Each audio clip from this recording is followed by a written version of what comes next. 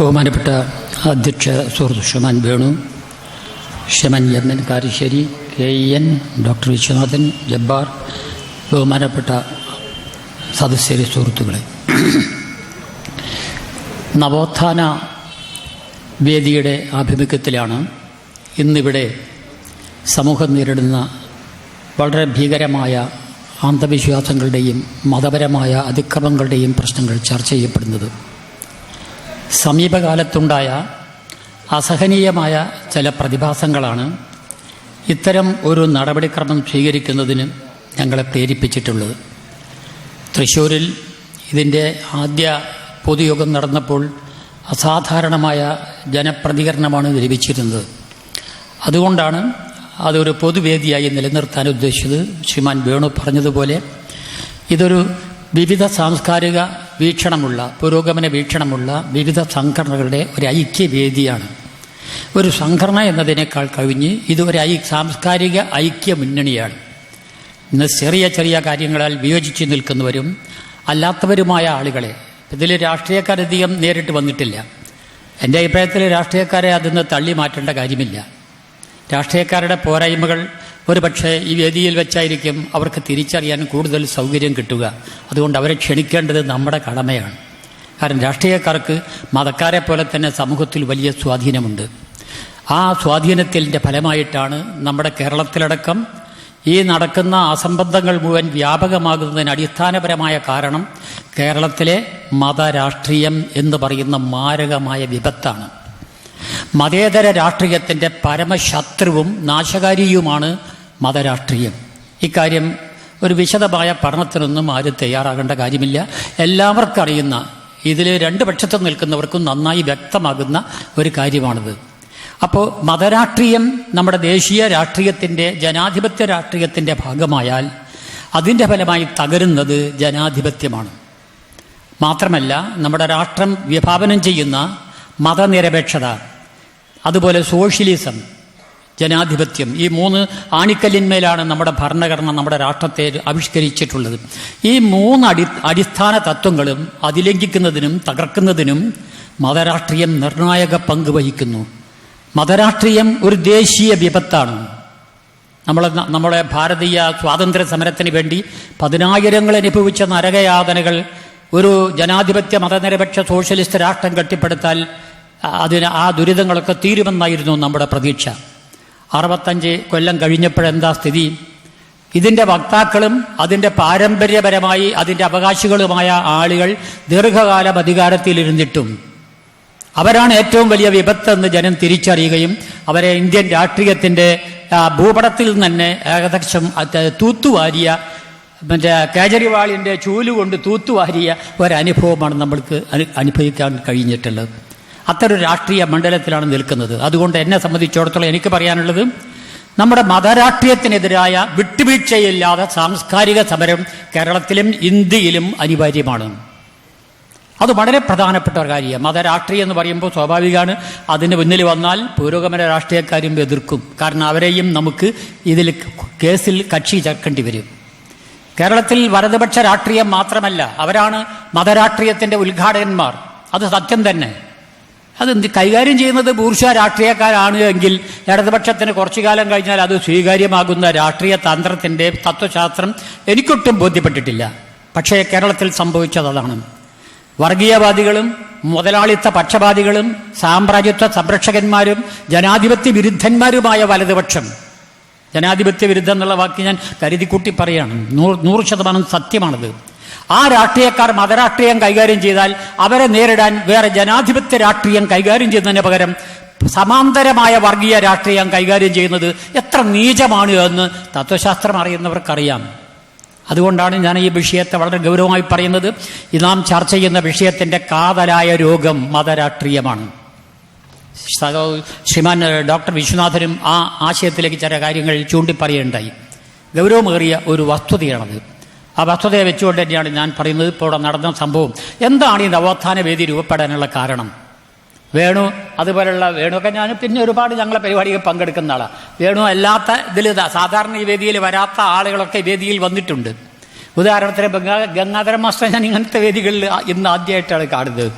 വളരെ വ്യക്തമായി അദ്ദേഹം സംസാരിക്കുകയും ചെയ്തു. എനിക്ക് കേട്ടപ്പം ഭയങ്കര സന്തോഷം തോന്നി. നല്ല കാഴ്ചപ്പാടുണ്ടല്ലോ, പക്ഷെ ഇങ്ങനെ തുറന്ന് പറയില്ല. അതാണ് അദ്ദേഹത്തിൻ്റെ ഒരു ഗുണം. എങ്ങനെ ഞാൻ പറയുന്നത് എന്നാണ് കേട്ടത്. അപ്പം അതുപോലുള്ള ആളുകളുടെ അഭിപ്രായങ്ങളെ സമാഹരിക്കുവാൻ ഈ വേദിക്ക് ഒരു കഴിവുണ്ട്. അതുണ്ടാകണം, അതുണ്ടാക്കലാണ് ഈ വേദിയുടെ ലക്ഷ്യം. അപ്പോൾ നവോത്ഥാന വേദിയെ എന്തുകൊണ്ടാണ് ഞങ്ങൾ ഇത് ആവിഷ്കരിക്കപ്പെടുന്ന ഒരു ഭൗതിക സാഹചര്യം, താൽക്കാലിക സാഹചര്യം പടർന്നു വന്നത്? അത് DC ബുക്സിൻ്റെ വീടും DC രവിയുടെ വീടും അദ്ദേഹത്തിൻ്റെ ഓഫീസും ചെന്നൈയിലടക്കമുള്ള ഓഫീസും ആക്രമിക്കുകയും പുസ്തകങ്ങൾ നശിപ്പിക്കുകയും ചെയ്ത ഹിന്ദു വർഗീയവാദികളുടെ ക്രൂരമായ പെരുമാറ്റം ആണതിന് കാരണം. ഹിന്ദു വർഗീയവാദികളെന്ന് ഞാൻ പറയുന്ന കൂട്ടത്തിൽ മാതാ അമൃതാനന്ദമയിയുടെ മുഴുവൻ വികൃതികളായ ഭക്തന്മാരും ഗുണ്ടകളും ഉൾപ്പെടും. അവരൊക്കെ ഒന്നാണ്, അതിൽ വ്യത്യാസമില്ല, വരയിട്ട് വേർതിരിക്കാൻ പറ്റില്ല. കഴിഞ്ഞ ഒരു മാസം മുമ്പാണെന്ന് തോന്നുന്നുണ്ട്, കൊച്ചിയിൽ മാതാ അമൃതാനന്ദമയുടെ നേതൃത്വത്തിൽ അവിടെ ഒരു വലിയ സംവാദം ഇതിനെ സംബന്ധിച്ച ഒരു ഐക്യ വേദി സംഭാഷണം നടക്കുകയുണ്ടായി. ഹിന്ദു മതവിഭാഗത്തിൽപ്പെട്ട എല്ലാ അലബലാദികളും എല്ലാ മഹാസംഘടനകളും അതിൽപ്പെട്ടിരുന്നു. എല്ലാവരും ഒരേ ഭാഷയിലാണ് സംസാരിച്ചത്. മാതാവിനെ ദൈവമാക്കി, ഹിന്ദു മതത്തിൻ്റെ സംരക്ഷകയാക്കി, അവരുടെ തോന്നിവാസങ്ങളെ പിന്തുണ കൊടുത്തെങ്കിൽ ഹിന്ദുവിനിവിടെ സംരക്ഷണമില്ല എന്ന അസംബന്ധ വരെ പുലമ്പിയ നായകന്മാർ ആ വേദിയിൽ നിന്ന് സംസാരിക്കുന്നത് TV-യിൽ കാണാൻ കഴിയുകയുണ്ടായി. അപ്പോൾ ഒരു കാര്യം ഉറപ്പാണ്, അമൃതാനന്ദമയി ഒരു മത ആൾദൈവം മാത്രമല്ല, ആ പരിമിതിയിൽ നിന്നൊക്കെ കടന്ന് ഹിന്ദുമത രാഷ്ട്രീയത്തിൻ്റെ ഒരു വലിയ നേതാവും വക്താവുമായി ഇന്റർനാഷണൽ രംഗത്ത് അങ്ങനെ വളരുന്ന ഒരു രാഷ്ട്രീയ ശക്തിയായിട്ട് അവർ മാറിയിട്ടുണ്ട്. ഇതൊരു നിസ്സാര കാര്യമാണോ? വളരെ ഗൗരവമുള്ളൊരു കാര്യമാണ്. ഒരാൾദൈവം ആൾദൈവത്തിൻ്റെ നിലവാരത്തിൽ നിൽക്കുകയാണെങ്കിൽ കൈകാര്യം ചെയ്യാൻ എളുപ്പമാണ്. നമുക്ക് ആശയപ്രചരണം മതി, ശാരീരിക പ്രചരണം വേണ്ട. നേരെ മറിച്ച് ഇതിനെ ചോദ്യം ചെയ്താൽ എന്താ ഫലം? വീട് ആക്രമിക്കും. DC-യുടെ വീട് ആക്രമിച്ച് അദ്ദേഹം ഈ രംഗത്തൊന്നും ഒരു പക്ഷം നിൽക്കുന്ന ആളല്ല. എല്ലാ മതവിഭാഗത്തിൻ്റെ വിമർശന കൃതികൾ അദ്ദേഹം പബ്ലിഷ് ചെയ്തിട്ടുണ്ട്. അദ്ദേഹം തന്നെ തൃശ്ശൂർ യോഗത്തിൽ മാസികകളുടെ പുസ്തകത്തിൻ്റെ പേര് പറഞ്ഞ് എക്സ്പ്ലെയിൻ ചെയ്യുകയുണ്ടായി. എല്ലാവരെയും വിമർശിക്കുന്ന കൃതികൾ ഞാൻ കൊടുത്തിട്ടുണ്ട്. ഇനി അമ്മയുടെ ആളുകളെ വിളിച്ചിട്ട് അവരുടെ പുസ്തകം കൊടുക്കാം, ഇതിന് മറുപടി പുസ്തകം തയ്യാറാക്കാൻ ധൈര്യമുണ്ടോ? കൊടുക്കാം എന്ന് DC അന്ന് അവിടെ പറയണ്ടായി. എന്തേ അതിന് കഴിയാത്തത്? ചോദ്യങ്ങൾക്ക് ഉത്തരം പറയാൻ കഴിയാത്ത, ഉത്തരം പറയാൻ കഴിവില്ലാത്ത, പറഞ്ഞാൽ അബദ്ധമാകുമെന്ന് ഉറപ്പുള്ള വിവരദോഷികളാണ് ഈ പ്രകോപനത്തിൻ്റെ നേതൃത്വത്തിൽ കടന്നു വരുന്നത്. എവിടെ നാം പരാജയപ്പെടുമ്പോൾ നമുക്ക് ദേഷ്യം പിടിക്കും. അത് മനുഷ്യൻ്റെ ഒരു സ്വാഭാവിക വൈകല്യമാണ്. അല്ലെങ്കിൽ പിന്നെ മനുഷ്യനായില്ല എന്ന് വരുമെന്ന് തോന്നുന്നുണ്ട്. അതാണ് സർവ്വസാധാരണമായ പെരുമാറ്റം. അതാണ് അവർ കാണിച്ചത്. അവർ പരാജയപ്പെടുന്നു. TV-ക്കാർ ചോദിച്ചു, ഈ പറഞ്ഞ കൈരളിക്കാർ ചോദിച്ചു, നിങ്ങൾക്ക് എന്തെങ്കിലും പറയാനുണ്ടോ? ഞങ്ങൾ ഇങ്ങനെ പിന്നെ എന്താ പറയുക, അതിൻ്റെ ഇവരായിട്ടുള്ള അഭിമുഖം കൊടുത്തിരിക്കുന്നു, നിങ്ങൾക്ക് പറയാനുള്ളത് മുഴുവൻ കൊടുക്കാം. ഞങ്ങൾക്കൊന്നും പറയാനില്ല എന്നാണ് അമ്മയടക്കം അവരുടെ ആചാര്യന്മാരടക്കം ആദ്യം പറഞ്ഞത്. പകരാണ് അതിന് സമാന്തരമായിട്ടാണ് അവർ പിന്നെ ആയുധപ്രയോഗം, ബലപ്രയോഗം നടക്കുന്ന യോഗങ്ങൾ കലക്കുന്ന ഒരവസ്ഥ വരെ ഉണ്ടായി. കരുനാഗപ്പള്ളിയിൽ ഞാൻ ഒരു 1.5 മാസം മുമ്പ് മെയ് മാസം 31 ഒരു പരിപാടിയിൽ പങ്കെടുത്തിരുന്നു. ആ യോഗം പകുതി കഴിഞ്ഞപ്പോൾ കുറച്ച് കലക്കുന്ന സമ്പ്രദായം വന്നു. അവസാനം പിറ്റേന്ന് എന്നെ ആക്രമിക്കാൻ ശ്രമിച്ചു എന്നൊക്കെയാണ് വാർത്ത വന്നത്. എനിക്ക് നേരിട്ട് അനുഭവപ്പെട്ടില്ല. ആളുകൾ വന്ന് വളഞ്ഞിരുന്നു. എന്നോട് മര്യാദയാണ് സംസാരിച്ചത്. ഞാൻ മര്യാദയ്ക്ക് ഉത്തരം പറഞ്ഞു. അതുകൊണ്ട് എനിക്ക് അടിയൊന്നും കിട്ടിയിട്ടില്ല. ഉത്തരം പ്രകോപനപരമായിട്ടൊന്നും പറഞ്ഞില്ല. സന്ദർഭം നോക്കിയിട്ടാണ് ഉത്തരം പറഞ്ഞത്. അതിൻ്റെ അർത്ഥം മനസ്സിലായില്ലേ? അടി കിട്ടാതിരിക്കാനുള്ള ഭാഷയെ ഉപയോഗിച്ചിട്ടുള്ളൂ. അപ്പോൾ സ്വാഭാവികമായും അനാവശ്യ പ്രതികരണം കടന്നു വരുന്നു. എന്തുകൊണ്ടാണ് ഈ ചോദ്യത്തെ? രാഷ്ട്രീയക്കാരെ നമ്മൾ പരിചയമില്ലേ? ഒരു രാഷ്ട്രീയക്കാരൻ ഒരു വേദിയിൽ വന്ന് സംസാരിക്കും, വലതുപക്ഷത്തെ വലതുപക്ഷം ശക്തമായി വിമർശിക്കും, താണ ഭാഷ ഉപയോഗിച്ചെന്ന് വരും. പക്ഷേ കല്ലേറ് അടിയൊന്നും ഇപ്പം ഇല്ല. എതിർ രാഷ്ട്രീയക്കാരൻ അടുത്ത ദിവസം അവിടെ തന്നെ യോഗം ചേർന്ന് അവിടെ തന്നെ കണക്കൊത്ത് ഒരുപക്ഷെ അവിടെ പറഞ്ഞതിന് നേരെ ഇരട്ടി ശക്തിയിൽ തന്നെ അവിടെ മറുപടി കൊടുക്കും. എന്നാലും അവർ പുറത്തുനിന്ന് കണ്ടാൽ ഈ രണ്ടാളുകളും ഒരുമിച്ച് കയ്യും കെട്ടി ചായപ്പിടിയിലേക്ക് പോണത് കാണാം. അങ്ങനെയാണ് വിമർശനത്തിൻ്റെയും അതുപോലെ വിശകലനത്തിൻ്റെയും രീതി സ്വീകരിക്കുന്ന ജനാധിപത്യ സംസ്കാരം കേരളത്തിൽ വളർന്നത്. രാഷ്ട്രീയത്തിൽ ഏറെക്കുറെ വളർന്നിട്ടുണ്ട്. ഇത് പൂർണ്ണമൊന്നുമല്ല കേട്ടോ. രാഷ്ട്രീയത്തിലെ കൊലപാതകങ്ങൾ മുഴുവൻ ഇതിന് നെഗറ്റീവായ ആസ്പെക്റ്റാണ്. പക്ഷെ അത് ഒരു സാർവത്രികമായ പ്രതിഭാസമല്ലല്ലോ, ഒറ്റപ്പെട്ട് കാണുന്ന ഒരു പ്രതിഭാസമാണ്. രാഷ്ട്രീയത്തിലും ആ രോഗമുണ്ട്. എന്തായാലും ശരി, DC ബുക്സിൻ്റെ ആക്രമണം മാത്രമല്ല, മംഗളം പത്രത്തിൻ്റെ ഓഫീസിനെതിരെ അവരെ വാഹനത്തെ ആക്രമിക്കേണ്ടായി. അമ്മയെയും അതുപോലുള്ള ആത്മീയവാദങ്ങളെയും എതിർക്കുന്ന ആരെയും എതിർക്കും. ശ്രീപത്മനാഭസ്വാമി ക്ഷേത്രത്തിൻ്റെ കാര്യം വന്നപ്പോൾ റിപ്പോർട്ടർ TV-യിൽ ഞാൻ ആദ്യത്തെ സംവാദമാണ്. അതിൽ ഞാൻ പറഞ്ഞു, അതിൽ ഹിസ്റ്റോറിക്കലായിട്ടുള്ള ഒരു പഠനത്തെ എനിക്ക് മനസ്സിലായത് അവിടുത്തെ ഫണ്ട് മുഴുവൻ രാജകുടുംബം കൊടുത്ത ഫണ്ടാണ്. അത് ഭക്തന്മാർ കൊടുത്ത ഫണ്ട് എൻ്റെ അഭിപ്രായത്തിൽ 0.05% ഉണ്ടാവുള്ളൂ. പക്ഷെ ഞാനത് 10% ഉണ്ടാവും എന്നാണ് അന്ന് പറഞ്ഞത്. കൃത്യത്തിൽ കണക്കില്ലാത്തതുകൊണ്ട് കുറച്ച് കൂടുതൽ കൊടുത്താൽ കുഴപ്പമില്ലല്ലോ എന്ന് കരുതി 10% ഫണ്ട് ക്ഷേത്രത്തിൻ്റെ ഭക്തന്മാർ കൊടുത്താവും. ബാക്കി 90% ഫണ്ട് പന്തളം രാജകുടുംബം നാടുവാഴികൾ ആക്രമിച്ച് കീഴടക്കിയ സമ്പത്തും അതുപോലെ തന്നെ അനാവശ്യമായ ക്രൂരമായ അന്ധവിശ്വാസപരമായ നീചമായ സാംസ്കാരിക നിയമങ്ങൾ പാലിപ്പിച്ച് എന്ന് പറഞ്ഞാൽ വികൃതമായ നികുതി പിരിവുകൾ നടത്തി, തലക്കരം മുലക്കരം പോലെയുള്ള തെമ്മാടി നികുതികളടക്കം നടത്തി പണം പിരിച്ച പണമുണ്ട്. അതിൻ്റെ പുറമെ 8 വീട്ടിൽ പിള്ളമാരെ തച്ചുകൊന്ന പണമുണ്ട്. അവരെ തറവാട് മുഴുവൻ എന്താ പറയുക പിടിച്ചെടുത്ത പണമുണ്ട്. അങ്ങനെ ഒരുപാട് കള്ളപ്പണം. കൂടാതെ നമ്മുടെ കോഴിക്കോട്ടെ സാമൂതിരി രാജാവ് ഇവിടെ ടിപ്പു സുൽത്താൻ വടക്ക് ഭാഗത്ത് അറ്റാക്ക് ചെയ്യുമെന്ന് കേട്ടപ്പോൾ ഇവിടുത്തെ അവരെ സ്ത്രീകളെ പറഞ്ഞയക്കാൻ ഒരു കപ്പലും അതേപോലെ തന്നെ അവരെ സ്വത്ത് മുഴുവൻ വേറൊരു കപ്പലുമാക്കി അയച്ചു എന്ന് ഞാൻ ചരിത്രപരമായ കൃതികളിൽ വായിക്കേണ്ടായി. ആ സ്വത്തും അവിടെയാണ് സംരക്ഷിച്ചിട്ടുള്ളത്. അങ്ങനെ ഒരുപാട് സമ്പത്ത് അവിടെയുണ്ട്. വിദേശ രാജ്യങ്ങളിൽ വന്ന വൈഡൂര്യ കല്ലുകൾ അതുപോലെ എന്തെല്ലാം സാധനങ്ങളാണ് അവിടുന്ന് കിട്ടിയത്. നിങ്ങൾ എമിക് സൂര്യൻ്റെ റിപ്പോർട്ടൊന്ന് വായിച്ചു നോക്കൂ. അപ്പോൾ അറിയാം ഇത് രാജകുടുംബത്തിൻ്റെ സമ്പത്താണ്. അല്ലാതെ പാവം ഭക്തന്മാർ, കേരളത്തിലെ ഭക്തന്മാർക്കൊന്നും അത് കൊടുക്കാൻ കഴിവില്ല എന്ന് ആ നിധികളുടെ രൂപം വായിച്ചാൽ ആളുകൾക്ക് മനസ്സിലാക്കാൻ സാധിക്കും. അപ്പോൾ ഞാൻ ഇത്രയേ പറഞ്ഞുള്ളൂ.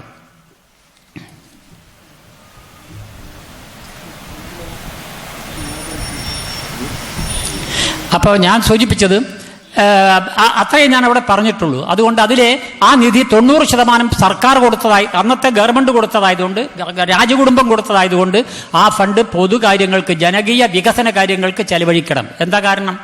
ആ ഫണ്ട് ജനകീയ കാര്യങ്ങൾക്ക് കൊടുക്കേണ്ടി വന്നത് ഭരണകൂടം ജനങ്ങളിൽ നിന്ന് പിടിച്ചെടുത്ത ഫണ്ട് ജനങ്ങൾക്ക് സേവനം കൊടുക്കാതെ ഈ അമ്പലത്തിലെ കള്ളറകളിൽ കള്ള സ്വത്തായി അത് സൂക്ഷിച്ചതുകൊണ്ടാണ്. നികുതി അടക്കിയതാണ് ഈ കാലം വരെ ആ സമ്പത്ത് സംരക്ഷിച്ചു പോന്നിട്ടുള്ളത്. ആ രാജകുടുംബൻ കള്ളന്മാരുടെ ഒരു കൂട്ടായ്മയാണെന്ന് പറയാൻ എനിക്ക് യാതൊരു മടിയുണ്ടായില്ല.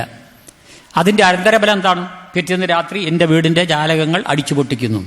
ഇവിടെ കേരളത്തിലും നമുക്ക് അനുഭവപ്പെട്ട കാര്യമാണ്. ഇത്രയേ പറഞ്ഞിട്ടുള്ളൂ. നേരെ മറിച്ച് ഹിന്ദുയിസത്തെ ഒന്നും ചോദ്യം ചെയ്തിട്ടില്ല.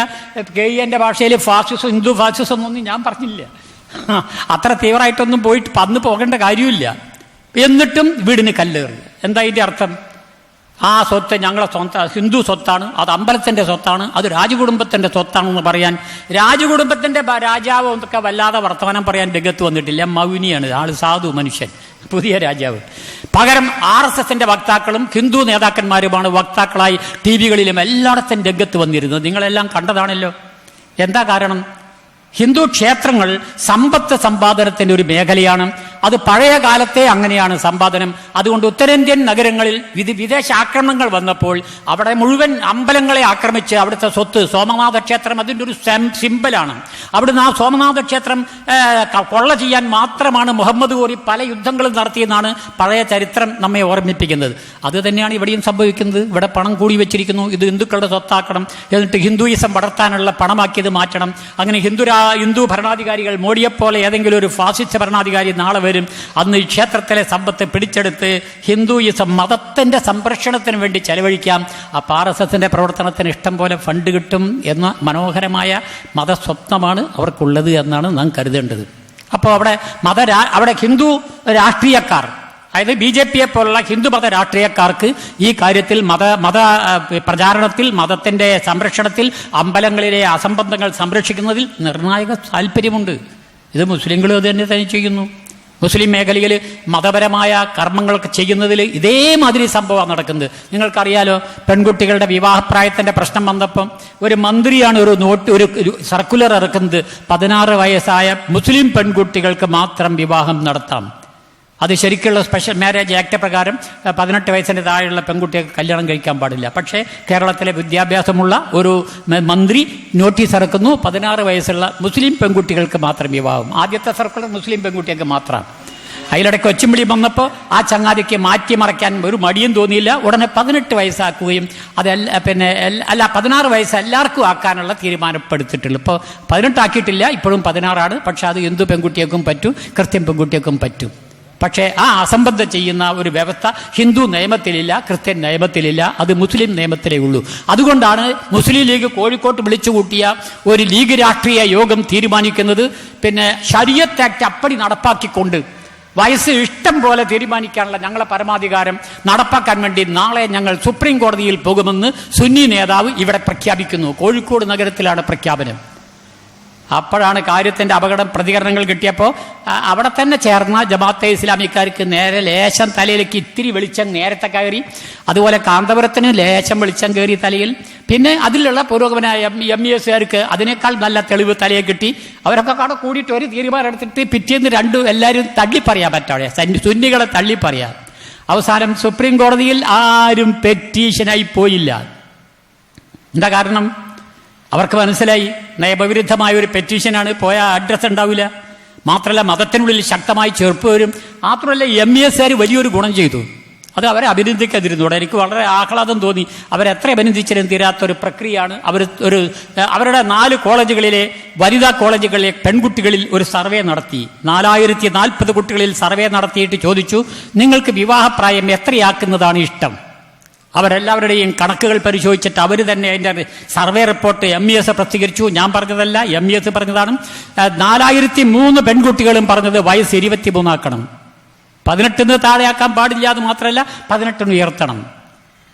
അപ്പോൾ 99.3% മുസ്ലിം പെൺകുട്ടികൾ ശക്തമായി ഈ യാഥാസ്ഥിക മതവർഗീയവാദികളുടെ മതപരമായ പക്ഷപാത നിയമങ്ങളെ ചോദ്യം ചെയ്യാൻ തയ്യാറായി എന്ന് പറയുന്നത് അഭിമാനകരമായ ഒരു മുഹൂർത്തമാണ് കേരളത്തിൽ സൃഷ്ടിച്ചിട്ടുള്ളത്.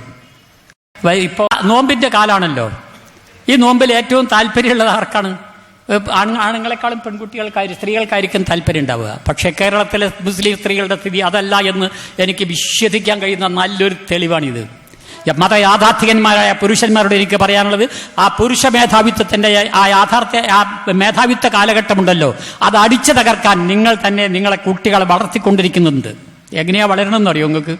മദ്രസ സ്കൂളിൽ പഠിച്ചിട്ടല്ല കുട്ടികളെ അങ്ങനെ വളർന്നത്. കുട്ടികളെ ഇപ്പോൾ വിദേശപ്പണം മലപ്പുറത്താണല്ലോ കൂടുതൽ ഒഴുകണത്. മലപ്പുറത്താണല്ലോ മുസ്ലിം ഭൂരിപക്ഷം. ഞാൻ മലപ്പുറത്തുകാരനാണ് കേട്ടോ, സാങ്കേതികമായിട്ട്.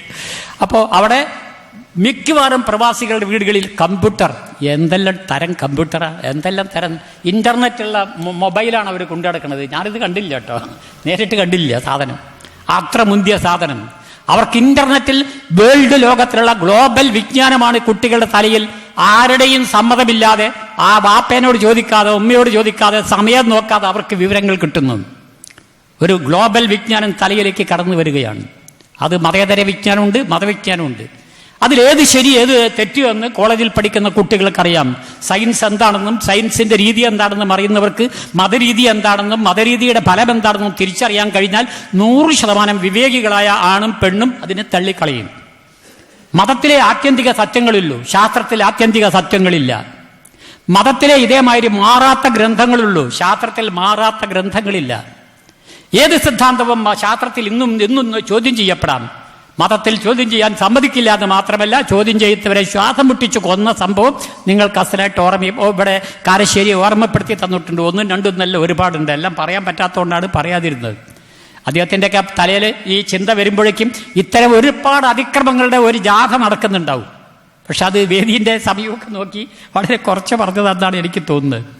അപ്പം അതാണ് നമ്മുടെ നാട്ടിലെ സ്ത്രീ. അപ്പോൾ സ്ത്രീകളിൽ ഒരു മതേതര വിദ്യാഭ്യാസം, മതവിദ്യാഭ്യാസത്തോടെ തന്നെ മതേതര വിദ്യാഭ്യാസം ലഭിക്കുന്നതിൻ്റെ ഒരു വലിയ ഗുണമേന്മയായിട്ടാണ് ഞാൻ ഈ എന്താ പറയുക നിയമത്തിൽ പെൺകുട്ടികളുടെ പ്രതികരണത്തെ ചൂണ്ടിക്കാണിക്കുന്നത്. അതുകൊണ്ട് പഴയ പോലെ അങ്ങനെ മദ്രസ വിദ്യാഭ്യാസം നൽകി മതവൽക്കരിക്കാമെന്ന വ്യാമോഹം മുസ്ലിം നേതാക്കന്മാർക്ക് വേണ്ട എന്നാണ് എനിക്ക് പറയാനുള്ളത്. മദ്രസകളെക്കുറിച്ചും കുട്ടിക്കടത്തിനെ കുറിച്ചുള്ള വാർത്ത അടുത്ത് വന്നതാണ്. ഇപ്പോഴത്തെ ഏറ്റവും വലിയ ചൂടുള്ള വിഷയം അമ്മയല്ല, കുട്ടിക്കടത്താണ്. കുട്ടിക്കടത്തിന്റെ കഥ എന്താ? ഏതെങ്കിലും ഒരു മുസ്ലിം സംഘടന, പുരോഗമന സംഘടന കുട്ടിക്കടത്താണ്, ആൾക്കടത്താണെന്ന് പറയാൻ തയ്യാറായോ? എല്ലാവരും അതിനെ എതിർക്കുക. മതവിഭാഗം ഇസ്ലാമിക മതത്തിന്റെ എല്ലാ സംഘടനകളും അതിനെ കുട്ടിക്കടത്താണെന്ന് പറയാൻ എതിർക്കുകയാണ്. പക്ഷേ കേരളത്തിലെ നമ്മളെ ആഭ്യന്തര വകുപ്പ് മന്ത്രിയും പിന്നെ അതുപോലെ കുറച്ച് വിവരമുള്ള ആളുകളും അത് കുട്ടിക്കടത്താണെന്ന് ആവർത്തിക്കുകയും ചൈൽഡ് വെൽഫെയർ വിഭാഗം അതിനെ ഒന്ന് സ്ഥിരീകരിക്കുകയൊക്കെ ചെയ്തു. മാത്രമല്ല ഒരു കോടതിയിലെ ജഡ്ജിന്റെ വിധിയിൽ പോലും ഇത് ആൾക്കടത്താണെന്ന് ഉത്തരേന്ത്യൻ ഭാഗത്ത് നിന്ന് ഒരു കലക്ടർ ഒരു പ്രസ്താവന വന്നു. അങ്ങനെ അതിന് അനുകൂലമായി ഒരുപാട് വാദങ്ങൾ വന്നു. അതിനെ ശക്തമായി ഇന്നും മുസ്ലിങ്ങൾ എതിർത്തുകൊണ്ടിരിക്കുകയാണ്. നിങ്ങൾ ഏതെങ്കിലും ഇസ്ലാമുമായിട്ട് ബന്ധപ്പെട്ട ഒരു മാസിക എടുത്ത് അതിൻ്റെ എഡിറ്റോറിയലോ അല്ലെങ്കിൽ പത്രം എടുത്ത് അതിൻ്റെ എഡിറ്റോറിയൽ വായിച്ചാൽ അവർ 100% ഇത് കുട്ടിക്കടത്തല്ല, മഹത്തായ ഒരു സേവനത്തിൻ്റെ കർമ്മമാണെന്നാണ് പറയുന്നത്.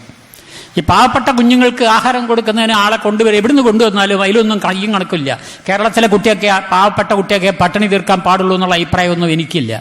അതിന് ഒരു ആഗോള വീക്ഷണം ഉണ്ടാകണമെന്ന് നല്ലതാണ്. അത് മുസ്ലിങ്ങളിൽ അത് കാണിക്കുന്നുണ്ട് എന്ന് പറഞ്ഞാൽ അവരെ മതപരമായ പിടിവാശി ഇത് ഇത്തിരി വളർന്നിരിക്കുന്നു എന്നാണ് എനിക്ക് തോന്നിയിട്ടുള്ളത്. അത് നല്ലതാണ്.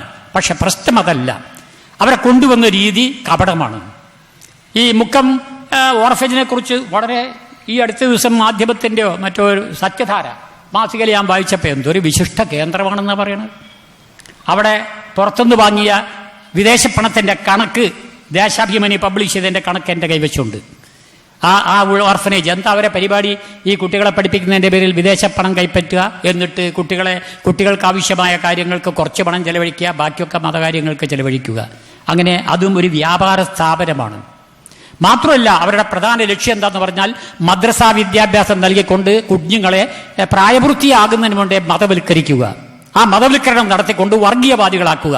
അങ്ങനെ ലീഗിലേക്ക് ആളെ ചേർക്കാനുള്ള രാഷ്ട്രീയ സാഹചര്യം ഒരുക്കി കൊടുക്കുന്നതിന് ലീഗ് നടത്തുന്ന രാഷ്ട്രീയ തന്ത്രത്തിന്റെ ഭാഗമാണിത്. ഇത് മതരാഷ്ട്രീയത്തിന്റെ ഒരു ക്രൂരമായ മുഖമാണ് എന്ന് നാം തിരിച്ചറിയണം. അതുകൊണ്ട് ആ രീതിയോട് എനിക്ക് പറയാനുള്ളത്, മദ്രസയായാലും തരക്കടില്ല, പിന്നെ ഈ പറഞ്ഞ പോലെ അനാഥാലയങ്ങളായാലും തരക്കടില്ല, ഇനി ഹിന്ദു പാഠശാലകളായാലും തരക്കടില്ല. 18 വയസ്സിന്റെ താഴെയുള്ള കുട്ടികളെ മതവിദ്യാഭ്യാസം നൽകാൻ പാടില്ല. 18 വയസ്സിന്റെ താഴെയുള്ളവർക്ക് മതവിദ്യാഭ്യാസം കൊടുക്കാൻ പാടില്ല. വളരെ വ്യക്തമായി പറയാം. അതിന് സർക്കാർ ഫണ്ട് തൊട്ടുകൂടാത്തതാണ്. ഭരണഘടനയുടെ 28-ാം വകുപ്പ് അടിവരയിട്ട് പറയുന്നുണ്ട്, പൊതു ഫണ്ട് ഉപയോഗിച്ച് നടത്തുന്ന വിദ്യാലയങ്ങളിൽ മതവിദ്യാഭ്യാസം പാടില്ല. 28(1) നിയമതാണ്. പിന്നെ ഒരു എക്സംഷനൊക്കെ പിന്നെ പറയുന്നുണ്ട്. ഞാൻ ഭരണഘടനാ ചർച്ചയ്ക്ക് പോകുകയല്ല, അതുകൊണ്ട് ആദ്യത്തെ വരി പറഞ്ഞ് ഞാനിപ്പോൾ അവസാനിപ്പിക്കുക. പൊതു ഫണ്ട് ഉപയോഗിച്ച് മതപഠനം നടത്താൻ പാടില്ല. പിന്നെ രണ്ടാമത്തെ പേരെ പറയണം എന്താ വെച്ചാൽ, അഥവാ പോണുണ്ടെങ്കിൽ വാപ്പയുടെയോ ഉമ്മയുടെയോ സമ്മതം വാങ്ങണം, അച്ഛനോ അമ്മയോ സമ്മതിക്കണം. എന്നാൽ മാത്രമേ പൊതു ഫണ്ട് ഉപയോഗിക്കുന്ന വിദ്യാലയങ്ങളിൽ മതം പഠിപ്പിക്കാൻ പാടുള്ളൂ. അതിൻ്റെ അർത്ഥം എന്താ? ഒരു മതേതര രാഷ്ട്രമാണ് ഭാരതമെങ്കിൽ അവിടെ മതേതര വിദ്യാഭ്യാസം മതി എന്ന് പറയാനുള്ള നട്ടല് നമ്മളെ വിദ്യാഭ്യാസ മന്ത്രിക്കോ ഭരണഘടനാ നേതാക്കന്മാർക്കോ രാഷ്ട്രീയ നേതാക്കന്മാർക്കോ ഇല്ലാത്തതാണ് ഇന്ത്യ നേരിടുന്ന വർഗീയ മതഭീകരവാദത്തിന്റെ ഈ ഭീഷണിക്ക് കാരണം. അപ്പോൾ നമ്മുടെ മതേതര രാഷ്ട്രീയക്കാരായ ഭരണാധികാരികൾ മര്യാദക്കാരാണോ? അവരെ എങ്ങനെ കൈകാര്യം ചെയ്യണം? ആ വാക്കിന് ഉത്തരം ഞാൻ പറയണില്ല. ഒരുപക്ഷെ കേസ് വന്നു, പ്രതികരണമായിട്ട് വല്ല കേസ് വന്നാലോ? ഇന്റർനെറ്റിൽ ഇപ്പോൾ ഒരു കത്ത് എഴുതിയാൽ, ഒരു അഭിപ്രായം എഴുതിയാൽ കുട്ടികളെ അറസ്റ്റ് ചെയ്യുന്ന പിന്നെ കാലാണിത്. അപ്പം പിന്നെ നേരിട്ട് ആൾക്കാരോട് ഞാനിങ്ങനെ അതിക്രമം പറഞ്ഞാൽ കുറച്ച് അധികമായി പോകുന്നുള്ളതുകൊണ്ട് ഞാൻ അങ്ങോട്ട് ഉത്തരം പറയണില്ല. അവരാണ് യഥാർത്ഥ നീചന്മാർ. ആ നീച രാഷ്ട്രീയത്തിൻ്റെ ഭാഗമായിട്ടാണ് ഈ മതവർഗീയത ഇവിടെ വളർന്നുകൊണ്ടിരിക്കുന്നത്. അപ്പോൾ ഈ ഒരു സാഹചര്യത്തിൽ മതരാഷ്ട്രീയത്തെ ശുദ്ധീകരിക്കാനുള്ള മാർഗം എന്താണ്? മതരാഷ്ട്രീയത്തെ ശുദ്ധീകരിക്കാനുള്ള ഒറ്റ മാർഗം മതത്തെ രാഷ്ട്രീയത്തിന് വേർപെടുത്തലാണ്. 1994 സുപ്രീം കോടതി ഒരു വിധിയിൽ ആ കാര്യം അംഗീകരിക്കുകയും ഭരണഘടന അംഗീകരിക്കുന്ന തത്വമാണെന്ന് പറഞ്ഞുകൊണ്ട് കേന്ദ്ര ഗവൺമെന്റിന് ഡയറക്ഷൻ കൊടുക്കുകയും ചെയ്തു, മതമുക്ത രാഷ്ട്രീയം നടപ്പാക്കാൻ, ഒരു ബില്ലുണ്ടാക്കി നടപ്പാക്കാൻ 94. പക്ഷേ ഇന്നേവരെ തൊട്ടു നോക്കാൻ ഭരണാധികാരികൾ തയ്യാറായില്ല. അതുമായിട്ട് ബന്ധപ്പെട്ട് ഫിറയുടെ പേരിൽ ഞങ്ങളൊരു പെറ്റീഷൻ സുപ്രീം കോടതിയിൽ ഫയൽ ചെയ്യുന്നുണ്ട്. അതിൻ്റെ വിശദാംശത്തിലേക്ക് ഞാൻ കടക്കുന്നില്ല. രണ്ടാമത് മതരാഷ്ട്രീയം ഇല്ലാതാക്കാനുള്ള ഏറ്റവും പ്രധാന മാർഗം ഈ മതപരമായ ഇടപെടലുകൾ നമ്മുടെ വിദ്യാഭ്യാസ മണ്ഡലത്തിലുള്ളത് തടുക്കണം. വിദ്യാഭ്യാസ മണ്ഡലത്തിൽ മതം കടക്കാൻ പാടില്ല, രാഷ്ട്രീയത്തിൽ മതം വരാൻ പാടില്ല, അതുപോലെ ഭരണകൂടത്തിൽ മതം വരാൻ പാടില്ല, നിയമ സംവിധാനങ്ങളിലും മതം വരാൻ പാടില്ല. മതത്തെ അവിടുന്ന് മാറ്റി നിർത്തണം. മതത്തെ അവിടെ നശിപ്പിക്കണം എന്നാരും ഞങ്ങളാരും പറയുന്നില്ല. മതത്തെ നശിപ്പിക്കണമെന്നല്ല നമ്മൾ പറയേണ്ടത്, മതത്തെ നിയന്ത്രിക്കണമെന്നാണ് പറയേണ്ടത്. ആ നിയന്ത്രിക്കണം എന്ന് പറയുന്നതിന് എന്താ അർത്ഥം? എനിക്കിഷ്ടമില്ലാത്തതുകൊണ്ടാണോ? ഞാൻ യുക്തിവാദി ആയതുകൊണ്ട് മതത്തെ നിയന്ത്രിക്കണം എന്ന് പറയാൻ വളരെ ആഗ്രഹം ഉണ്ടാവും. ഒരു ആഗ്രഹ പ്രകടനമാണോ? അല്ല സുഹൃത്തുക്കളെ, അതെൻ്റെ ഭരണഘടനാപരമായ ഒരു അവകാശമാണ്. മതത്തെ നിയന്ത്രിക്കേണ്ടതാണെന്ന് പറയാനും അത് സ്ഥാപിച്ചു കിട്ടാനുമുള്ള അവകാശം എൻ്റെ ഭരണഘടനാപരമായ പൗരാവകാശത്തിൽ, മൗലികാവകാശത്തിൽ പെടുന്ന ഒന്നാണ്. കാരണം മൗലികാവകാശങ്ങളാണ് 25, 26 വകുപ്പുകൾ. അതിലെന്താ പറയണമെന്ന് അറിയാമോ? അതിൽ പറയുന്നത് subject to public order, public health and also public morality. ആ രീതിയിൽ മാത്രമേ ഇന്ത്യയിലെ വിശ്വാസിക്കും മനുഷ്യനും യുക്തിവാദിക്കും എല്ലാം മനസാക്ഷി സ്വാതന്ത്ര്യമുള്ളൂ, അതേ മതസ്വാതന്ത്ര്യവുമുള്ളൂ. മതം പ്രചരിപ്പിക്കാം, ആചരിക്കാം, അതുപോലെ അതിന് വേണ്ടുന്ന പ്രവർത്തനങ്ങളൊക്കെ നടത്താം, അമ്പലങ്ങൾ ഉണ്ടാക്കാം, പള്ളികൾ ഉണ്ടാക്കാം. പക്ഷേ ഈ 3 നിബന്ധനകൾക്ക് വിധേയമായിരിക്കണം. മതത്തെ 3 നിയന്ത്രണങ്ങൾ. ഒന്ന്, ക്രമസമാധാനത്തിന് തകരാറുണ്ടാകാൻ പാടില്ല. അങ്ങനെ ഉണ്ടാക്കിയാൽ ആ മതത്തെ നിയന്ത്രിക്കാൻ പോലീസിന് ഇടപെടാം. 2, പൊതു ധാർമ്മികതയ്ക്കെതിരായി തോന്നിവാസം ചെയ്യാൻ മതത്തിന് അവകാശമില്ല. ഉണ്ടെങ്കിൽ പോലീസ് ഇടപെടണം. ഇടപെടാൻ നമ്മുടെ കേരളത്തിലെ പോലീസ് തയ്യാറായിട്ടുണ്ടോ? ഒരു കൊല്ലം ശബരിമലയിൽ നിന്ന് പമ്പാ നദിയിലേക്ക് ഒഴുകുന്ന മലത്തിന്റെ അളവ് 25,000 ടൺ ആണെന്നാണ് ഡോക്ടർ രാജൻ ഗുരുക്കൾ മാതൃഭൂമിയിൽ എഴുതിയ ലേഖനത്തിൽ പറഞ്ഞു വെച്ചിട്ടുള്ളത്. ആ പുഴയിലെ വെള്ളത്തിൽ നിന്നാണ് 19 പഞ്ചായത്തുകൾ കുടിവെള്ള പദ്ധതിക്ക് വെള്ളം എടുക്കുന്നത്. ഇത് കേരളത്തിലെ സ്ഥിതിയാ. ശുദ്ധജല ശുചീകരണത്തെക്കുറിച്ചൊക്കെ പ്രസംഗിക്കാൻ മന്ത്രിമാര് പരസ്യം കൊടുത്ത് പ്രസംഗിക്കാൻ നടക്കുക. ഒരുതരം തെണ്ടി സംസ്കാരം എന്നാണ് ഞാൻ പച്ച മലയാളത്തിൽ അതിനെ വിളിക്കുക.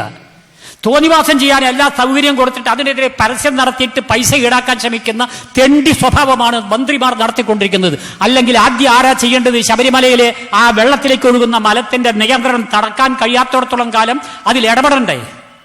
അവിടുത്തെ ആ തോന്നിവാസം അവസാനിപ്പിക്കാൻ ഇടപെടണ്ടേ? ഒരു മന്ത്രി ഇടപെട്ടോ? വലതുപക്ഷ മന്ത്രി പോട്ടെ, ഒരു ഇടതുപക്ഷ മന്ത്രിക്ക് വിരൽ പൊന്തിക്കാൻ കഴിഞ്ഞോ? അന്നും കൊടുത്തല്ലോ, ഒരുപാട് നിവേദനങ്ങൾ ഞങ്ങൾ കൊടുത്തല്ലോ, ഒരുപാട് പ്രകോപനപരമായ പരിപാടികൾ ഞങ്ങൾ സംഘടിപ്പിച്ചല്ലോ, ഞങ്ങളെ പുച്ഛിച്ച് തള്ളുകയല്ലേ ചെയ്തിട്ടുള്ളത്. അപ്പൊ അത് പറയേണ്ട ഇടതുപക്ഷം വലതുപക്ഷം അക്കാര്യത്തിൽ സമാസമാണ്. ഞാനാണ് കൂടുതൽ എന്നുള്ളത് അവർ തമ്മിൽ ചർച്ച ചെയ്ത തീരുമാനം കേട്ടിട്ട് ഞാൻ സമ്മതിക്കാം. എനിക്ക് അറിഞ്ഞുകൂടാ, വിധി എഴുതാൻ കുറെ വിഷമുള്ളൊരു വിഷയമാണത്. അപ്പോൾ ആ ഒരർത്ഥത്തിൽ ഈ പൊതു ധാർമ്മികതയ്ക്കെതിരായി മതം ഒന്നും ചെയ്യാൻ പാടില്ല. മൂന്നാമതുള്ളത് പൊതുജന ആരോഗ്യമാണ്. ശബരിമല ഉദാഹരണം പൊതുജന ആരോഗ്യത്തെയും ബാധിക്കുന്ന പ്രശ്നമാണല്ലോ, കുടിവെള്ള പദ്ധതിയെ ബാധിക്കുന്ന പ്രശ്നമാണല്ലോ. ഇതൊക്കെയാണ് ഭരണഘടനാപരമായ നിബന്ധനകൾ. ഭരണഘടനാപരമായ നിബന്ധനകൾ പാലിക്കാൻ കഴിയാത്ത നമ്മുടെ ആഭ്യന്തര വകുപ്പ് മന്ത്രിയെ എന്തു ചെയ്യണം? അറബിക്കടലിൽ മുക്കിത്താത്തണോ അല്ല വേളയെ പിടിച്ച് തള്ളണോ? അത് ചെയ്യേണ്ടത് നമ്മുടെ ജനാധിപത്യ ബോധമാണ്. ഇന്ത്യയുടെ ജനാധിപത്യ ബോധം ആ രീതിയിലേക്ക് വളരാത്തത് മതരാഷ്ട്രീയം കൊണ്ടാണ്. മതരാഷ്ട്രീയം മാറി മതേതര രാഷ്ട്രീയം പ്രാബല്യത്തിൽ വന്നാൽ ഇത്തരം ഭരണാധികാരികളെ അടിച്ചൊതുക്കാൻ സാധിക്കും.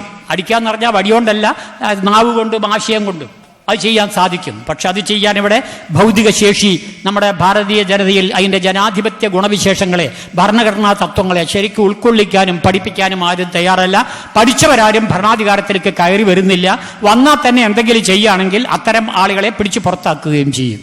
അതുകൊണ്ട് അവിടെ വന്നാലും പല നിയന്ത്രണങ്ങളാണ്. കേരളത്തിൽ നിങ്ങൾ കണ്ടില്ലേ, ഇപ്പോൾ ഇവിടെ നടന്നുകൊണ്ടിരിക്കുന്ന മദ്യ ചർച്ച, അതിന് ഏറ്റവും ശക്തമായി എതിർത്ത് നിൽക്കുന്ന നമ്മുടെ മുഖ്യമന്ത്രി. നമ്മുടെ ഗവർണറെ ഡ്യൂട്ടി എന്താണ്? അയാളെ ഡിസ്ക്വാളിഫൈ ചെയ്യല്ലേ അയാളെ ഗവർണർ ഡ്യൂട്ടി? ഗവർണർക്ക് അത് ചെയ്യാൻ സാധിക്കുമോ? കാരണം അയാളെ പാർട്ടിക്കാർ വെച്ച ഗവർണറാ. രാജിവെക്കാൻ പറഞ്ഞിട്ട് കൂട്ടുവെക്കാതെ ഇയാളെ സംരക്ഷിക്കാൻ കാത്തു നിൽക്കുകയാണെന്നാണ് എൻ്റെ വിശ്വാസം. എന്തെങ്കിലും ആവട്ടെ. അപ്പം ഞാൻ സൂചിപ്പിക്കുന്നത് മതരാഷ്ട്രീയം എന്ന് പറയുന്നതിൻ്റെ വികലമായ എല്ലാ ദൂഷ്യവശങ്ങളും ഒന്നല്ലെങ്കിൽ മറ്റൊരു രൂപത്തിൽ നമ്മുടെ നാട്ടിൽ നടന്നു വരികയാണ്. അതുകൊണ്ട് ഞങ്ങളുടെ അഖിലേന്ത്യാ ഞാൻ ഫെറയുടെ നാഷണൽ സെക്രട്ടറി കൂടിയാണ്. ഇതെല്ലാം ഉൾക്കൊണ്ടുകൊണ്ട് തന്നെ ഞങ്ങളൊരു നിവേദനം കേന്ദ്ര ഗവൺമെന്റിന് കഴിഞ്ഞ പാർലമെന്റ് മാർച്ചിൽ കൊടുത്തു. അതെന്താണെന്നറിയോ? ഇന്ത്യയിൽ നിലനിൽക്കുന്ന മുഴുവൻ നിയമങ്ങളും പരിഷ്കരിക്കണം. അതിനുവേണ്ടി ഒരു നിയമ പരിഷ്കാര കമ്മീഷനെ പ്രഖ്യാപിക്കണം. അതാണ് കേന്ദ്രത്തോട് ഞങ്ങൾ. എന്നെ വല്ലാതെ സ്വാധീനിച്ച ഒരു വിഷയം അത് മാത്രം ഞാൻ പറയാം. അതെന്താണെന്നറിയോ? നമ്മുടെ IPC, ബ്രിട്ടീഷുകാരുണ്ടാക്കിയ IPC, നിങ്ങളും ഞാൻ ഉണ്ടാക്കിയ IPC അല്ല. 1860 ബ്രിട്ടീഷ് കോളനി ഭരണാധികാരികൾ കോളനി ഭരണം സുഗമമാക്കാൻ വേണ്ടി പോലീസിനെ കീഴ്പ്പെടുത്തി പോലീസിനെ വെപ്പാട്ടികളാക്കി സൃഷ്ടിച്ചുകൊണ്ടുണ്ടാക്കിയ നിയമമാണ് IPC. ആ IPCയിലൊരു വകുപ്പുണ്ട്. എന്താ വകുപ്പ്? മതവികാരങ്ങളെ വ്രണപ്പെടുത്തിയാൽ കേസെടുക്കും. ജാമ്യമില്ലാത്ത വാറണ്ടാണ്, 3 വർഷം വരെ തടവിലിടും. ഇന്ത്യ നല്ല രാജ്യമാട്ടോ ആ തരത്തിൽ. ഈ വകുപ്പ് ഇത്രയും പറഞ്ഞിട്ടല്ലേ ഉള്ളൂ. പാകിസ്ഥാനാണെങ്കിൽ തലവെട്ടും. ഈ അടുത്ത കാലത്ത് പോലും പാകിസ്ഥാനിൽ മതനിന്ദയ്ക്ക് അവിടെ തൂക്കിക്കൊല്ലാൻ വിധിച്ചിരിക്കുന്നു. അതിനേക്കാൾ ബെറ്ററാണ് ജനാധിപത്യ രാഷ്ട്രമായതുകൊണ്ടായിരിക്കും ഇങ്ങനെ ഒരു അഡ്ജസ്റ്റ്മെന്റ് ഒക്കെ കേന്ദ്രത്തിലെ ഭരണാധികാരികൾ ചെയ്തു വെച്ചത്. മതേതര രാഷ്ട്രമായ ഇന്ത്യയിൽ മതേതരവാദിയായ എനിക്ക് മതവികാരങ്ങളെ ചോദ്യം ചെയ്യാൻ പാടില്ല. എന്നാൽ ഞാൻ തിരിച്ചൊരു ചോദ്യം ചോദിക്കട്ടെ. മതേതര രാഷ്ട്രത്തിൽ മതേതരവാദിയായ എനിക്ക് മതേതരത്വം പ്രചരിപ്പിക്കുവാനുള്ള സ്വാതന്ത്ര്യം ഉണ്ട്. ആ സ്വാതന്ത്ര്യത്തെ എതിർത്തുകൊണ്ടും അതിൽ ഇടപെട്ടുകൊണ്ടും മതക്കാർ ഇടപെട്ടാൽ എൻ്റെ മതേതര വികാരം വ്രണപ്പെട്ടു എന്ന് പറഞ്ഞ് ഞാനൊരു പെറ്റീഷൻ ഫയൽ ചെയ്താൽ ആ ഫയൽ IPCയിലെ ഏത് വകുപ്പ് പ്രകാരം പോലീസ് എടുക്കും? അങ്ങനെ ഒരു വകുപ്പില്ല. ഇപ്പൊ മനസ്സിലായോ നിങ്ങൾക്ക്? നമ്മുടെ ഇന്ത്യൻ മതേതര രാഷ്ട്രീയം മതേതരമാണോ അതോ വർഗീയവാദപരമാണോ അതോ മതപരമാണോ? വകുപ്പുകൾ ഒരുപാടുണ്ട് ഇതുപോലെ കൈകാര്യം ചെയ്യേണ്ടത്. പിന്നെ സിവിൽ കോഡിന്റെ പ്രശ്നം എന്തുകൊണ്ടാണ് വന്നത്? മതനിയമങ്ങളാണ് ഒരു മതേതര രാഷ്ട്രത്തിലെ ഭരണ ജീവിതത്തെ, സിവിൽ ജീവിതത്തെ മുഴുവൻ നയിക്കുന്നത്. അതിൽ ഭേദഗതിപ്പെടുത്താൻ പറഞ്ഞാൽ മതത്തിന്റെ പേരും പറഞ്ഞ് അതിനെ ചെറുത്തു നിൽക്കുകയാണ്. ഇന്ത്യ ഒരു മതേതര രാഷ്ട്രമാകണമെങ്കിൽ സിവിൽ കോഡ് നടപ്പാക്കി കിട്ടണം. അതൊന്നും ചെയ്യാൻ ആളില്ല, പറഞ്ഞാൽ അപകടം. എനിക്ക് എൻ്റെ പാർട്ടിന്റെ രാഷ്ട്രീയ മെമ്പർഷിപ്പ് പോയത് തന്നെ ഈ ശബ്ദം ഉറക്കെ പറഞ്ഞതുകൊണ്ടാണ്. അതൊന്നും ഇപ്പോൾ ഓർമ്മിക്കണത് എന്നെ മോശമാണ്. ഞാൻ അങ്ങോട്ട് ഓർക്കാം, അതല്ല, ഞാൻ ആ പ്രശ്നം ഞങ്ങൾ നേരത്തെ പറഞ്ഞു തുടങ്ങുന്നതാണെന്ന് പറയാൻ വേണ്ടി സൂചിപ്പിച്ചതാണ്. അപ്പോൾ ഈ ഏക സിവിൽ കോഡ് കൊണ്ടുവരുമെന്ന് ഇപ്പോൾ മോഡി പറയുന്നു. അത് കേട്ടാൽ എനിക്ക് വളരെ സന്തോഷമാണ്.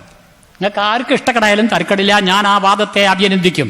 പക്ഷേ മോഡിക്ക് ഞാനൊരു കത്ത് അപ്പം തന്നെ അയച്ചിട്ടുണ്ട്, ഈ വാർത്ത കേട്ട ഉടനെ അയച്ചിട്ടുണ്ട്.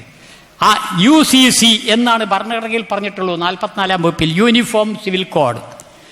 അതിൻ്റെ മുന്നേ ഒരു വാക്ക് ചേർക്കണം, സെക്കുലാർ UCC എന്ന് ചേർക്കണം. അല്ലെങ്കിൽ എന്ത് കോടായി ഇപ്പോൾ ഹിന്ദു കോടാവാൻ പേടിയുണ്ട്.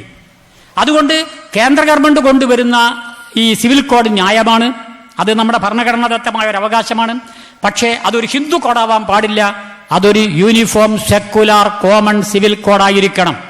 ആ അടിവരയിട്ട് അത്തരം ഒരു ഭേദഗതിയാണ് ഞങ്ങളുടെ പുതിയതായി കൊടുത്ത ഞങ്ങളുടെ ബില്ലിലുള്ളത്. ഏക സിവിൽ കോഡ് നടപ്പാക്കാൻ വേണ്ടി ഞങ്ങളൊരു ബില്ലുണ്ടാക്കി കൊടുത്തിട്ടുണ്ട്. ആ ബില്ലിനും ഈ ആശയം വ്യക്തമാക്കിയിട്ടുണ്ട്. അതിന് അനുകൂലമല്ല ബില്ലെങ്കിൽ 100% ചെറുക്കണം, എതിർക്കണം, അതിനെ തുറന്നു കാണിക്കണം. അതുകൊണ്ട് ഒരു അൺകണ്ടീഷണൽ പിന്തുണ മോഡിക്കില്ല, ആർക്കും കൊടുക്കാൻ പറ്റില്ല. ന്യായം അങ്ങനെയാണ് കാലം. ഇനി ഇന്ന് ഇവിടെ ചേർന്ന നവോത്ഥാന ഈ വേദിയുടെ പ്രധാന ലക്ഷ്യം എന്താ? മാധ്യമ രംഗത്തെ ആവിഷ്കാര സ്വാതന്ത്ര്യം സംരക്ഷിക്കലാണ് ഇതിന്റെ പ്രധാന ലക്ഷ്യം. എന്താ കാരണം? ആവിഷ്കാര സ്വാതന്ത്ര്യം തടയുന്നതിൽ പോലീസും ഭരണാധികാരികളും കോടതികളും വഹിക്കുന്ന പങ്കിനേക്കാൾ ക്രൂരവും നീചവുമായ ഒരു പങ്ക് നമ്മുടെ മാധ്യമങ്ങൾ വഹിക്കുന്നുണ്ട്. ഗെയിലിന്റെ ബുക്ക് കേരളത്തിൽ DC ബുക്ക് ഇറങ്ങിയപ്പോൾ അടിക്കാൻ ആളുണ്ടായി. അതിനെതിരായ ചില വാർത്തകളൊക്കെ ചില പത്രങ്ങൾ കൊടുത്തു. പക്ഷേ അതിനു മുമ്പ് ഇന്റർനെറ്റിൽ വന്ന കാര്യങ്ങൾ, അമ്മയുടെ ആശ്രമം നടക്കുന്ന തോന്നിവാസങ്ങൾ, ആ പുസ്തകത്തിലെല്ലാം തുറന്നു പറഞ്ഞിട്ടുണ്ട്. ആമസോൺ പബ്ലിക്കേഷൻ അമേരിക്കയിൽ ഇറക്കിയ ബുക്കിൽ തന്നെ മുഴുവൻ കാര്യങ്ങളും ആ സ്ത്രീ പറഞ്ഞു വെച്ചിട്ടുണ്ട്. അതിൽ പറയാത്ത ചിലതെല്ലാം ഇന്റർവ്യൂവിൽ വന്നിട്ടുണ്ടെന്നുള്ളൂ. പക്ഷേ ഞാൻ വരുത്തുന്ന ഒരു പത്രം മാതൃഭൂമിയാണ്. എൻ്റെ നിർഭാഗ്യത്തിന് കുറച്ച് മുമ്പേ അങ്ങനെ വരുത്തി തുടങ്ങി. കാരണം ഒരു ബുർഷ്വാ പത്രം വേണം, പിന്നെ ദേശാഭിമാനി ഒരു ഇടതുപക്ഷ പത്രം വേണം, പിന്നെ ഒരു ഇംഗ്ലീഷ് പത്രം വേണം, പിന്നെ ഇസ്ലാമിക മണ്ഡലത്തിൽ ഇപ്പോൾ വേൾഡ് ലെവലിൽ ഭയങ്കര അതിക്രമങ്ങൾ നടക്കുകയാണ്. അപ്പോൾ ആ കാര്യങ്ങളിൽ ഊന്നിക്കൊടുക്കുന്ന ഒരു പത്രം വേണം. അങ്ങനെ ഞാൻ 4 പത്രം ഇപ്പോൾ വരുത്തുന്നുണ്ട്, മാധ്യമടക്കം. വിവിധ വിഷയങ്ങളുടെ കോണുകളിൽ നിന്ന് കാര്യങ്ങളെ നോക്കിക്കാണണം. അല്ലാതെ ഒരു പത്രം മാത്രം വായിച്ചിറങ്ങിയാൽ പക്ഷപാതപരമായ നിലപാടായി പോകുന്നുള്ള ഒരു കാര്യം ഒഴിവാക്കാനാണ് അങ്ങനെ ചെയ്യുന്നത്. പക്ഷേ അതിൽ ഈ മാതൃഭൂമി കേരളത്തിൽ വളരെ പ്രസിദ്ധമായൊരു പത്രമാണ് മാതൃഭൂമി. മാതാ അമൃതാനന്ദമയിക്കെതിരായ ഒരു വിമർശനം പോലും മാതൃഭൂമിയിൽ പരാമർശിക്കപ്പെട്ടില്ല. ഇത്ര തരംതാണ സംസ്കാര ശൂന്യത കാണിച്ച ഒരു മാധ്യമം മാതൃഭൂമിയാണെങ്കിൽ പിന്നെ മറ്റ് പത്രങ്ങൾ നിങ്ങളെങ്ങനെ കുറ്റം പറയും? പാരമ്പര്യം ഉണ്ടെന്നാണ് പറയുന്നത്, മഹാപാരമ്പര്യം, സ്വാതന്ത്ര്യ സമര സേനാനികൾക്ക് നേതൃത്വം കൊടുത്ത പാരമ്പര്യം. പക്ഷേ നിക്ഷിപ്ത താല്പര്യങ്ങൾ കടന്നു വന്നപ്പോൾ അവിടെ നീചമായ ആവിഷ്കാര സ്വാതന്ത്ര്യത്തെ പോലും തടവിലിടുന്ന 1-ാം തരം ഒരു സ്വഭാവമായി അവർ സ്വീകരിച്ചു. അത് അവർ മാത്രമല്ല, മനോരമ കുറച്ചുകൂടി ആ കാര്യങ്ങൾ കൊടുത്തിട്ടുണ്ട്.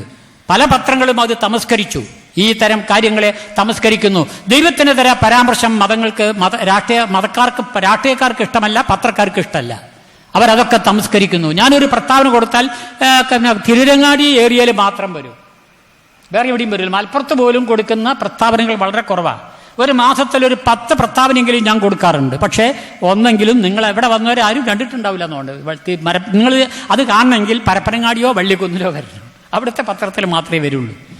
അത്ര നിയന്ത്രിക്കുക. എന്താ കാരണം? ഈ ശബ്ദം പുറത്തറിഞ്ഞുകൂടാ. ഇത് അറിയുന്നത് നിയന്ത്രിക്കുന്ന ആവിഷ്കാര സ്വാതന്ത്ര്യത്തിന് ഏറ്റവും ക്രൂരമായ ഈ ഒരു നിലപാടാണ് നമ്മുടെ മാധ്യമങ്ങൾ സ്വീകരിക്കുന്നത്. ആ മാധ്യമങ്ങളെ തുറന്നു കാട്ടുക എന്നതും രാഷ്ട്രീയക്കാരുടെ ഈ അപജയങ്ങൾ വ്യക്തമാക്കുക എന്നതും ഈ നവോത്ഥാന ശബ്ദത്തെ ജനകീയവൽക്കരിക്കുന്നതിൻ്റെ ഒരു ആവശ്യമാണ്.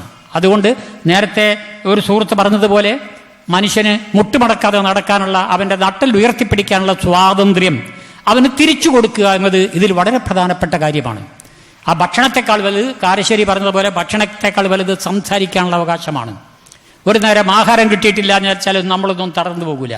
പക്ഷേ ഒരു വിഷയത്തിൽ പറയേണ്ട രീതിയിൽ ആ വിഷയത്തെ പറഞ്ഞു തീർത്തിട്ടില്ലെങ്കിൽ ഞങ്ങൾക്കൊക്കെ ഉറക്ക് കിട്ടൂല, ഉറക്കം നഷ്ടപ്പെട്ടു പോകും. ഭക്ഷണം കഴിഞ്ഞാലേ ശരീരത്തിനെ തളർച്ച ഉണ്ടാവുള്ളൂ.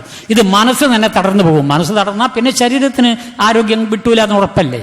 അതുകൊണ്ട് ആവിഷ്കാര സ്വാതന്ത്ര്യത്തെ ജനകീയവൽക്കരിക്കുന്നതിന് വേണ്ടി, അതിനെതിരായി വരുന്ന ഭരണകൂടത്തിന്റെ നീചപ്രവർത്തനങ്ങളെ തടുക്കുന്നതിന് വേണ്ടി, പോലീസിന്റെ നിയമ സംവിധാനത്തിന്റെ നീചപ്രവർത്തനങ്ങളെ തടുക്കുന്നതിന് വേണ്ടി, അതുപോലെ കോടതിയുടെ അസംബന്ധപരമായ നിലപാടുകൾ ചെറുക്കുന്നതിന് വേണ്ടി, ഇത് തന്നെ കോടതിയെ പറയേണ്ട കാര്യമുണ്ട്. കോടതി ആ ബുക്ക് പിന്നെ DC-നോടൊരു വാചകം ചോദിക്കാതെ ആളെ വിളിച്ച് വർത്തമാനം പറയാൻ സമയം കൊടുക്കാതെയാണ് പുസ്തകം നിരോധിച്ചത്. ഈ ജഡ്ജ് എവിടുന്ന് വന്നതാ? ജഡ്ജ് എവിടുന്ന് വന്നതെന്ന് എനിക്ക് അസലായിട്ട് അറിയാം. കറുത്ത കോട്ട് കൊടുത്ത് ഞാൻ വക്കീലന്മാരെ കുറിച്ച് എൻ്റെ അഭിപ്രായം പറയണം കേട്ടോ. എന്നോട് എൻ്റെ ഏട്ടൻ ഡിഗ്രി കഴിഞ്ഞ ഉടനെ LLBക്ക് പോകണോ അല്ല B.Edന് പോകണോ എന്നൊരു ചോദ്യം ചോദിച്ചു. അപ്പം ഞാൻ പറഞ്ഞു, കറുത്ത കോട്ട് കൊടുത്ത് ആളുകളെ കീശയെ കൈയിട്ട് കള്ളത്തരം പറഞ്ഞ് കള്ളസാക്ഷികൾ ഉപയോഗിച്ച് കേസ് ജയിച്ച് അങ്ങനെ പൈസ ഉണ്ടാക്കണം ആ നീച പ്രവർത്തനത്തിന് ഞാനില്ല. എൻ്റെ ഏട്ടന് ഇഷ്ടപ്പെട്ടില്ല. ഏട്ടൻ്റെ വീട്ടിലെ ഞാൻ അന്ന് താമസിച്ചേ. ഇക്കാര്യത്തോട് ചെറിയ ഏട്ടനോട് വിളിച്ചു പറഞ്ഞ് അവനോട് ഇവിടെ താമസിക്കേണ്ടതെന്ന് പറയും, അച്ഛൻ്റെ വീട്ടിലേക്ക് പോയിക്കോളാൻ പറയും. അങ്ങനെ എനിക്കൊരു പനിഷ്മെന്റ് കിട്ടിയതിന്. പക്ഷെ മറ്റേ ഏട്ടൻ ഞാൻ 100% സഹായിച്ചിട്ടുണ്ടെന്നുള്ളതുകൊണ്ട് എനിക്കൊരു വിഷമമുണ്ടായില്ല. അച്ഛനും ഉണ്ടായിരുന്നു, അതുകൊണ്ട് പേടിക്കാനുണ്ടായിട്ടില്ല. ഞാൻ പറയാം, അന്നത്തെ ഒരു നിലപാടാണ്. അപ്പം ജഡ്ജ് വക്കീലന്മാരെ കുറിച്ച് ഇവിടെ വക്കീലന്മാരറിയേണ്ടത് ക്ഷമിക്കണം, നിങ്ങളെ വ്യക്തിപരമായി പറഞ്ഞതല്ല. വക്കീലന്മാരിൽ 10% മര്യാദക്കാരുണ്ട്, എല്ലാ വിഭാഗത്തിലും പോലെ.